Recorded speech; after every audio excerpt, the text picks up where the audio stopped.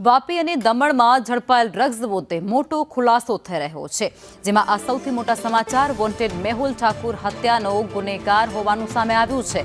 મેહુલ દમણ પાલિકાના પૂર્વ સભ્યની હત્યાનો ગુનેગાર છે। જેલમાં મુખ્ય આરોપી સાથે મુલાકાત થયાની શક્યતા છે। જેલમાં મેહુલ અને મોહનની મુલાકાત થયાની પણ શક્યતા છે।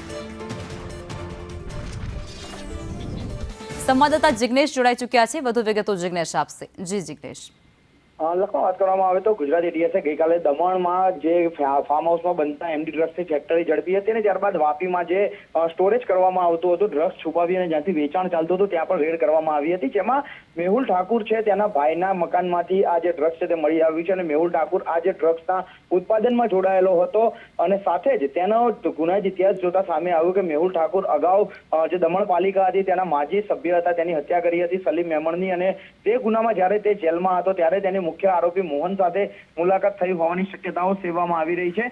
સાથે જ તાજેતરમાં જ મુંબઈ એરપોર્ટ પરથી જે 20 કરોડનું જે ડ્રગ્સ ઝડપાયું હતું અને તે ડ્રગ્સ સાથે વાપીના જે 2 શખ્સો ઝડપાયા હતા તેના કનેક્શન અંગે પણ એટીએસને માહિતી મળતા તે અંગે તપાસ શરૂ કરવામાં આવી છે અને સાથે જ મુંબઈના ડ્રગ્સના જે આરોપીઓ હતા તેઓના વાપી જે ડ્રગ્સ એટીએસે પકડ્યું છે વલસાડ અને દમણમાંથી, તેના સાથે પણ સીધી રીતે સાંઠગાંઠ હોવાનો એટીએસ સ્વીકારી રહી છે અને તે મામલે હવે છે તે વધુ તપાસ કરવામાં આવશે અને તમામ આરોપીઓ કેવી રીતે એકબીજા સાથે જોડાયેલા હતા અને આ ડ્રગ્સનું નેક્સસ કોના ઇશારે ચાલી રહેતું તે અંગે વધુ તપાસ કરવામાં આવી રહી છે।